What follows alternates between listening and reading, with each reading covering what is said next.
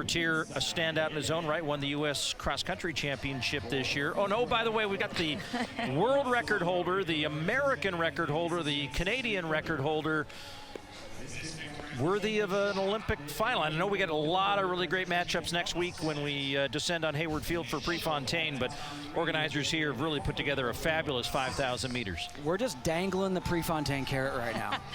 Yeah, Cap, I saw him in the lobby after the press conference, and he complimented this field that he's put together for our enjoyment tonight. That was so well said.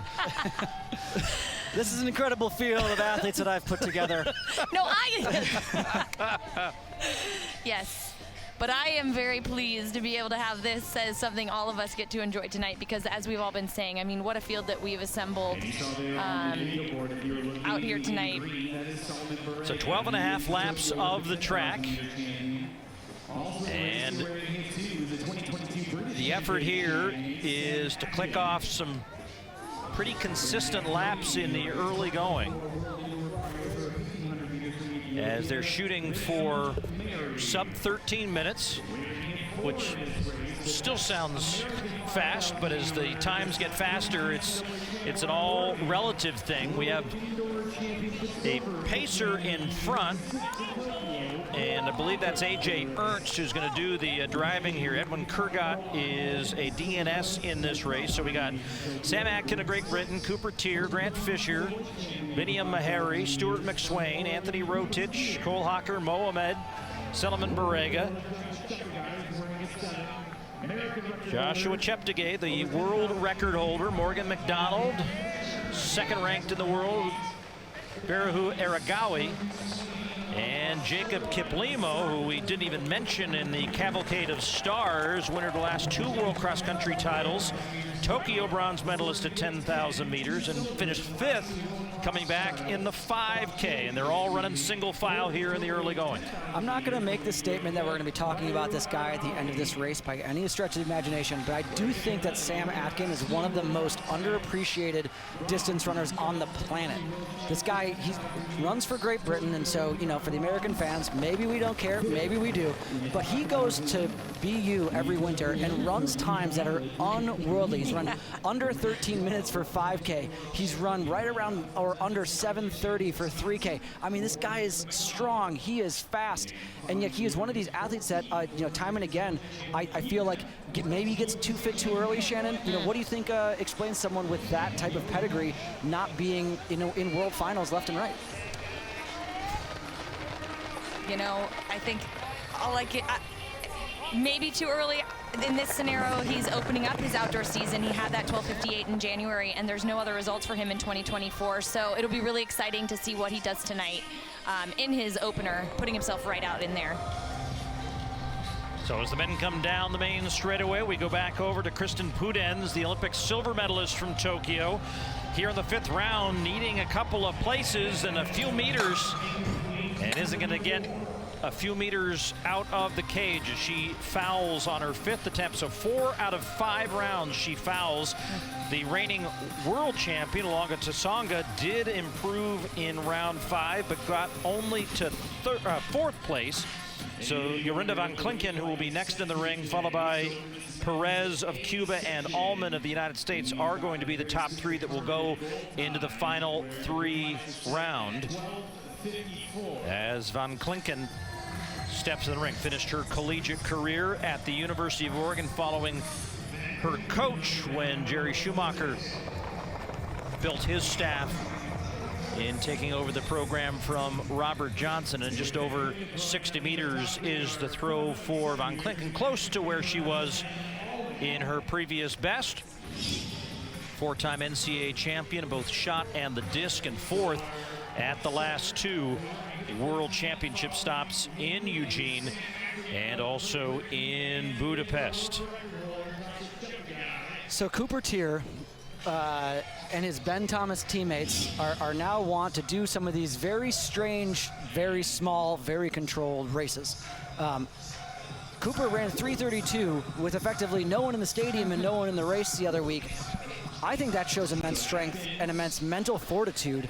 And so to see him here so early in the race and aggressively put himself right behind Sam Atkin in front of American record holder Grant Fisher.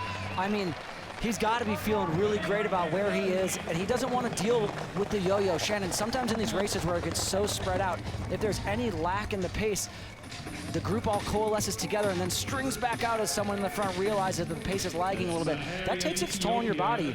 To run these incredibly fast times, the margin of error is quite small.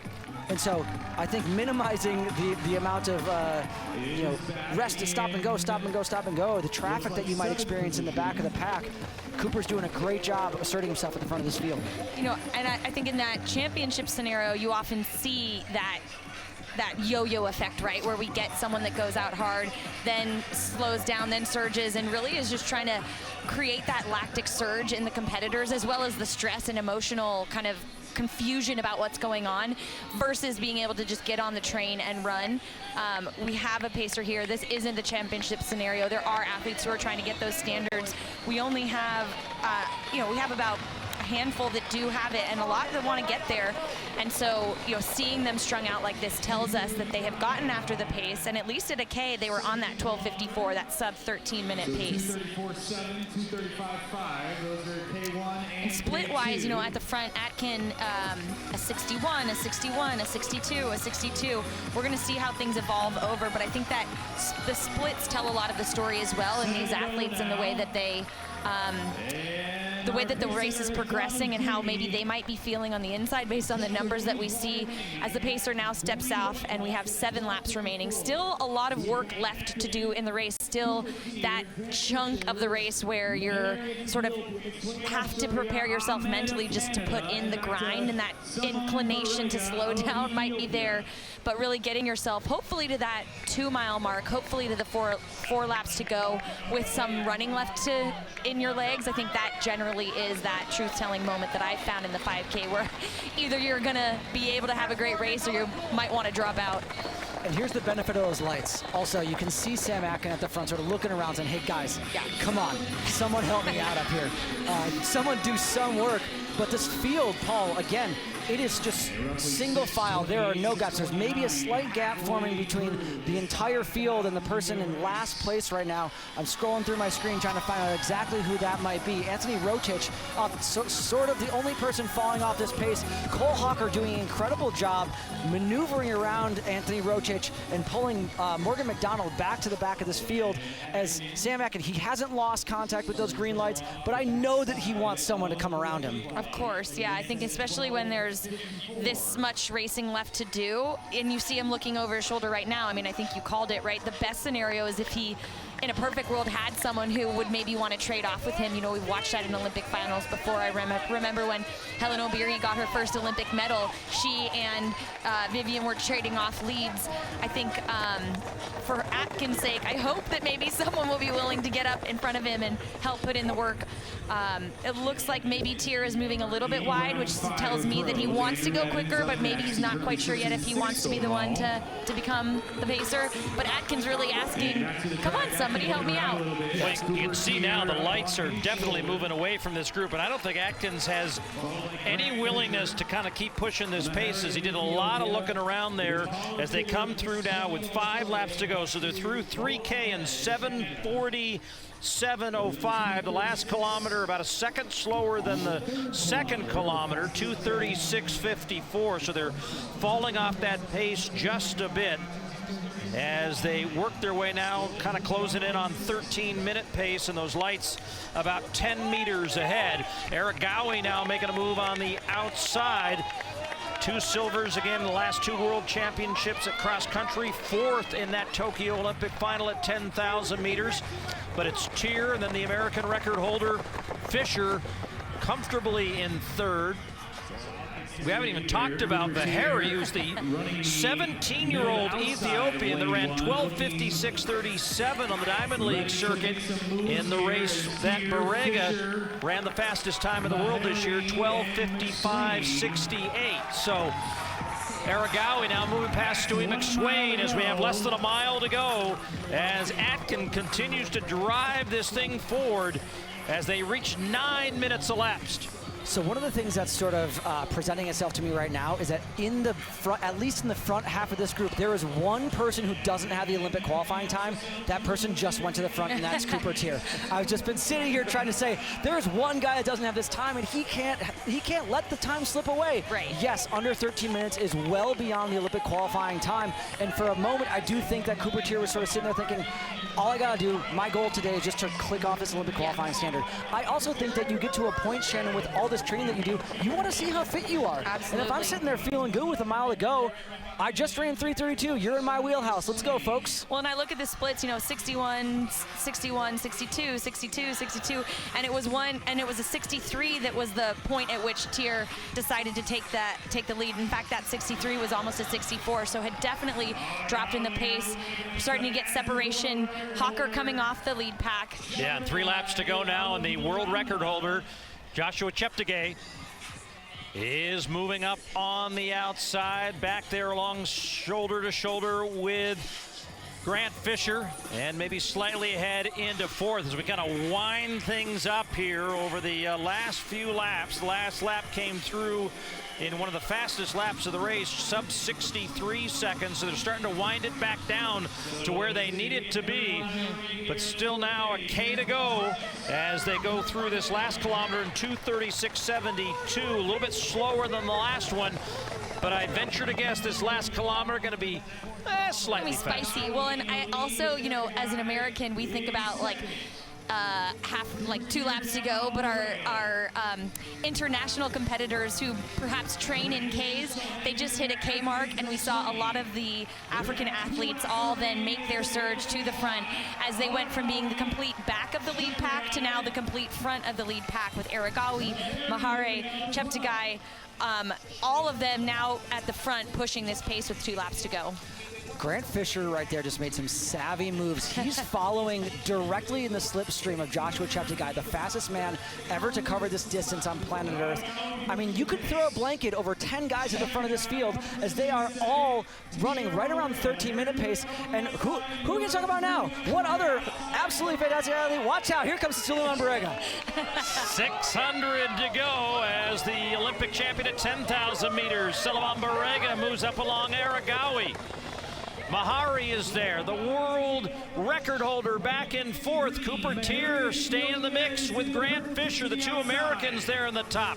Stewie McSlane, Kip Limo, Mohamed at the back of that pack, the Canadian who just got named to the Canadian team, trying to stay in the mix. This is championship racing with a lap to go. Aragawi goes to the front, hard charging. You could see him sort of change his cadence, put his head down, and decide this is my long run for home. And he is pulling this entire field with him. You can watch these guys now. They went from running, Paul, to sprinting. Yes, exactly. 62nd for that last lap going into the final one with Aragawi in the lead, but Barega coming wide, Cheptegei coming wide, Ahmed trying to see if he can move in on the inside. The whole field wide and sprinting with 200 to go. Half lap to go, and they caught back up to those race lights that were pacing them sub 13 as Barega has the lead. The world record holders gearing up for a run for home as well. Barega, Aragawi, now Cheptegei into 3rd. But the Olympic champion's going to lower his world leading time, and look at the fast times that follow. And let's wait for the confirmation of all these final laps. 54:15 is the mark for Barega. Aragawi 2nd, Cheptegei 3rd, Kip Limo 12:52 in 4th. Grant Fisher with another fabulous performance, 12:53.30. The 17-year-old Mahari gets the Olympic standard, 12:54.10. Mohamed, 12:54. We got a sub 13 train now, 9 deep on a lifetime best for Cooper Tier at 12:54.72. And that puts him number 4 all-time on the U.S. list. McSwain with a PB. Cole Hawker, who we didn't even talk about, goes sub 13 and makes the all-time top 10 list.